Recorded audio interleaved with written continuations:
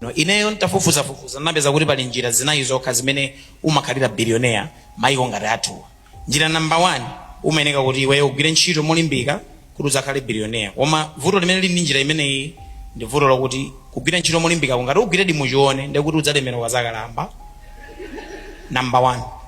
Number 2, iweyo ndi kuti ukuyenera ube kuti ukhale billionaire. Amene oti tinawo alipo mabillionaire otanaba kuti akhale mabillionaire. Kuba sikunena kuchola banki, tikunena kuba kwa mtundu wina uliwonse. Kuyimira mpando wa ndale, kumapanga misuse ma resources, kumabandalamo manager ukuba ndithu. Njira number 3 yokhayo imene munthu ungakhalire billionaire kunoko, ukwatire ndi munthu olemera. Ndiye ngati iweyo sungakwatire ndi munthu amene ali billionaire kaya suzakhala billionaire. Njira yomalizira upange inherit ubillionaire awo, bambo ako akhale billionaire.